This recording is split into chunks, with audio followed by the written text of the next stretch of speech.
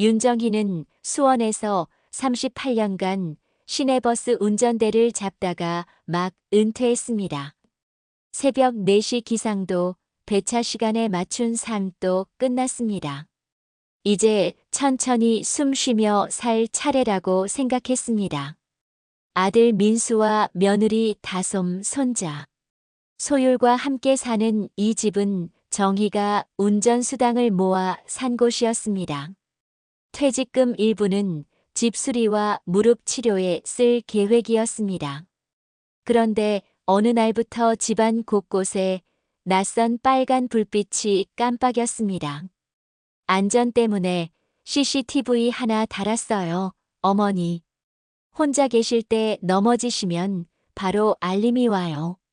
다솜의 목소리는 부드러웠지만 카메라는 거실을 넘어 주방과 복도까지 번져갔습니다. 화장실 앞 복도에도 현관 신발장 위에도 작은 렌즈가 정의를 응시했습니다. 일주일 후 민수가 말을 꺼냈습니다. 엄마, 우리 창업 론칭이 임박했는데 자금이 급해요. 집을 담보로 잠깐만 잡으면 돼요.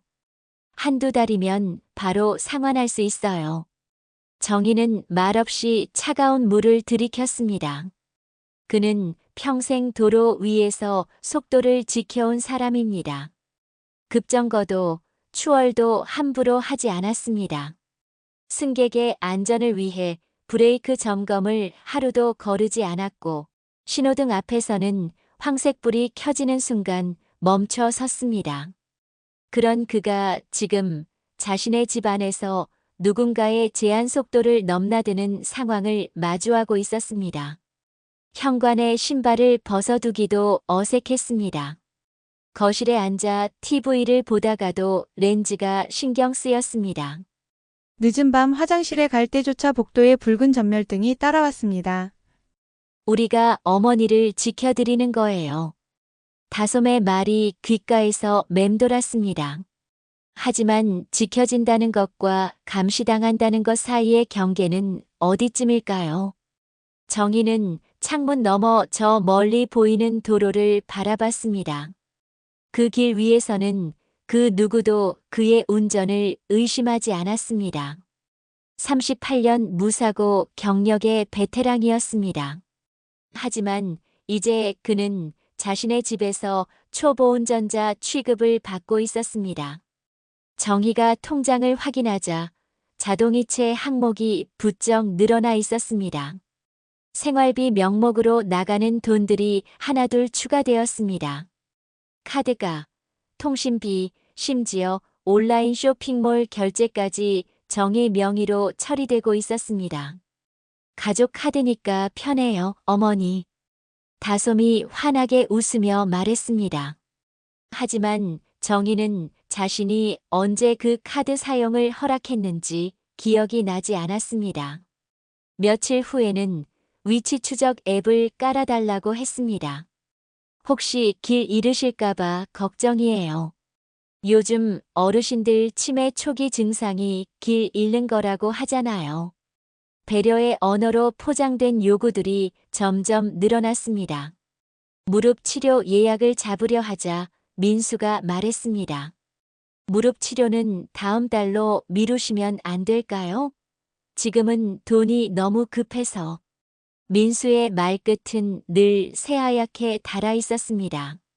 창업 자금이 부족하다는 말을 반복하면서도 정작 사업 내용에 대해서는 구체적으로 설명하지 않았습니다. 어느 오후 정희는 버스 차고지 출신 동료들과 국밥집에서 만났습니다.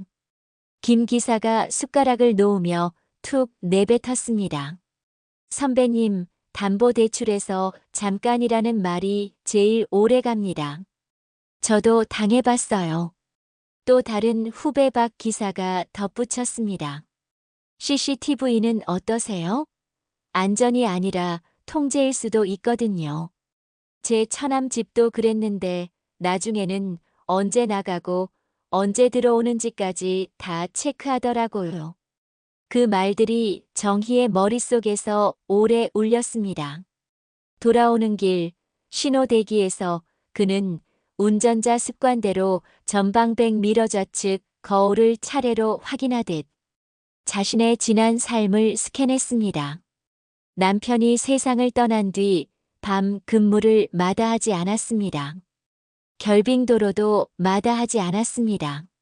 승객 민원에도 참고 견뎠습니다. 그 모든 험한 길을 통과해온 자신이 지금 왜 집안의 작은 전멸등 앞에서만 작아지는 걸까요? 집에 도착하자 다솜이 현관에서 기다리고 있었습니다. 어머니, 어디 다녀오셨어요? CCTV에 나가시는 건 찍혔는데 어디 가셨는지 몰라서 걱정했어요. 정희는 그제서야 깨달았습니다. 자신이 언제 어디로 가는지 모두 기록되고 있다는 것을 말입니다. 정희는 다음 날 아침 일찍 주민센터로 향했습니다. 등기부등본을 발급받자 소유자란에는 분명히 자신의 이름이 적혀 있었습니다. 근저당권 설정도 대출 내역도 없었습니다. 적어도 서류상으로는 이 집이 온전히 자신의 것이었습니다. 이어서 법률 상담소를 찾았습니다. 상담사는 서류를 검토한 후 명확하게 말했습니다. 담보 설정은 등기 권리자의 동의 없이는 절대 불가능합니다. 그리고 가정 내 설치된 CCTV도 거주자의 동의 없이 설치되었다면 법적 분쟁 소지가 충분합니다. 정희는 상담사의 말을 메모했습니다. 자신에게도 권리가 있다는 것을 확인하는 순간이었습니다. 집으로 돌아온 정희는 거실 TV 장식장 뒤로 손을 뻗었습니다. CCTV 전원 콘센트를 단숨에 뽑았습니다. 빨간 전멸등이 꺼지자 집안이 조용해졌습니다. 오랜만에 누군가의 시선에서 벗어난 기분이었습니다. 그날 밤 정희는 오래된 메모장을 펼쳐들었습니다. 내 돈, 내 시간, 내 몸이라고 또박또박 적었습니다. 38년간 버스 운전을 하며 지켜온 원칙들이 떠올랐습니다. 안전운행, 정시운행, 친절 서비스. 그런데 왜 집에서는 그 원칙들을 잊고 살았을까요? 다음 날 오전 정희는 부동산 중개소를 찾았습니다. 집을 급매로 내놓고 싶습니다. 그리고 바다가 보이는 남해 쪽 작은 집을 구하고 싶어요. 중개사는 놀란 눈으로 물었습니다. 가족분들과 상의는 하셨나요? 정희는 조용히 미소 지었습니다. 일은 생각보다 빨랐습니다. 재건축 기대감이 있는 단지라 매수 희망자들이 금세 붙었습니다. 계약금을 받고 중개소에서 나오는데 민수에게 전화가 왔습니다. 엄마, 투자자 미팅이 밀려서 자금 일정이 늦어질 것 같아요. 담보 설정 좀. 정희는 생전 처음으로 아들의 말을 끊었습니다. 미안하다, 민수야. 이 집은 더 이상 너희들의 비상등이 아니야. 전화기 너머로 민수의 당황한 숨소리가 들렸습니다. 하지만 정희는 이미 결정했습니다. 자신의 인생에서 다시 운전대를 잡기로 말입니다. 정희는 통영으로 향했습니다. 부두가 내려다 보이는 다세대 주택의 맨 꼭대 기층이었습니다. 엘리베이터는 없었지만 창문을 여는 순간 짠내와 바닷바람이 가슴 깊이 쇄도했습니다. 38년 만에 맡아보는 새로운 공기였습니다. 첫날 밤 정희는 익숙하지 않은 정적 속에서 잠들었습니다. CCTV의 빨간 불빛도 가족 카드 사용 내역을 확인하는 스마트폰 알림도 없었습니다. 오롯이 자신만의 시간이었습니다. 다음 날 아침 정희는 버스 배차표 대신 바다 물대표를 확인했습니다. 간조와 만조 시간을 체크하며 하루 일정을 짜는 일이 새로웠습니다. 계단을 천천히 내려와 동네 시장을 돌았습니다. 어르신, 어디서 오셨어요? 생선가게 주인이 반갑게 인사했습니다. 정희는 수원에서 버스를 몰았다고 말했습니다. 주인은 감탄하며 신선한 고등어를 하나 덤으로 싸주었습니다. 38년간 승객들과 나눈 짧은 인사와는 다른 여유로운 대화였습니다. 오후에는 동네 작은 카페에서 신문을 읽는 습관을 들였습니다. 운전할 때는 라디오 뉴스만 들었는데 이제는 천천히 활자를 읽을 시간이 생겼습니다. 카페 사장은 정희가 단골이 되자 아메리카노 한 잔 값에 무료로 리필을 해주었습니다. 저녁에는 구청 평생학습관에서 드로잉 기초 수업을 듣기 시작했습니다. 종이 위에 연필로 선을 긋는 일은 운전대를 잡고 브레이크를 밟는 일과 묘하게 닮아 있었습니다. 멈추고 숨을 고르고 다시 천천히 이어가는 것 말입니다. 밤에는 무릎 재활 운동을 했습니다. 수원에서 미뤘던 치료를 이제야 제대로 받을 수 있었습니다. 자신을 돌보는 일은 생애 후반부에 처음 맡아보는 새로운 운행 노선이었습니다. 어느 날 우편함에 검은색 봉투가 놓여 있었습니다. 민수의 손편지였습니다. 엄마, 서울에서 버티고 있어요. 담보 얘기 꺼낸 거 정말 죄송합니다. 시간이 괜찮으실 때 제가 찾아뵐게요. 정희는 편지지를 꺼내 답장을 썼습니다. 바람이 잦을 때 와라. 장화 가지고 오고. 민수가 통영으로 내려온 날 하늘은 낮게 깔려 있었습니다.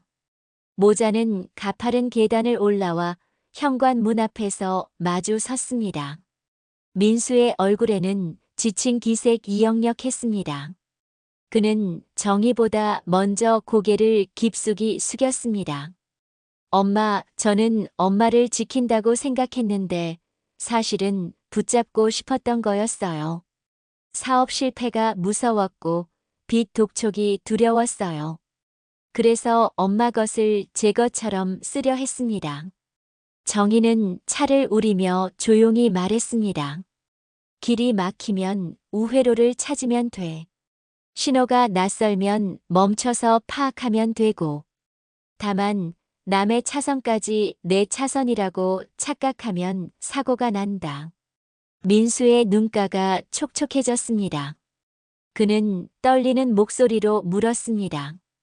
다시 같이 살자는 말은 하지 않겠어요. 대신 가끔 묻고 싶은 게 있어요. 엄마는 지금 행복하세요? 정희는 창밖을 가리켰습니다. 바다 위로 갈매기들이 자유롭게 날고 있었습니다. 파도 소리가 방 안까지 들려왔습니다. 행복의 표지판은 늘 작습니다. 놓치지 않으려면 속도를 줄여야 하죠. 해가 지고 난 후 정희는 민수에게 작은 규칙들을 건넸습니다. 내 시간과 돈과 몸은 내가 정할 거야. 도움을 청할 때는 대가를 미리 논의하고. 그리고 감시는 배려가 아니야. 또 내가 실패해도 나는 내 편이지만 내 차선을 내어주지는 않을 거야. 민수는 진지하게 고개를 끄덕였습니다. 알겠습니다, 엄마. 엄마의 규칙을 우리 가족의 새로운 약속으로 기억하겠어요. 밤이 되자 지붕 위로 빗소리가 또각또각 울렸습니다. 정희는 오래된 라디오에서 채널을 돌리듯 마음속 묵은 걱정들을 하나씩 꺼내어 창밖으로 보냈습니다. 영업 종료를 알리는 종소리처럼 마음 어디선가 맑은 울림이 들렸습니다. 내일은 물때가 더 빠르다고 했습니다. 새로 산 노란 장화를 신고 바닷길을 걸어보려고 합니다. 카메라도 담보 압박도 타인의 두려움도 없이 오롯이 자신만의 보폭으로 말입니다.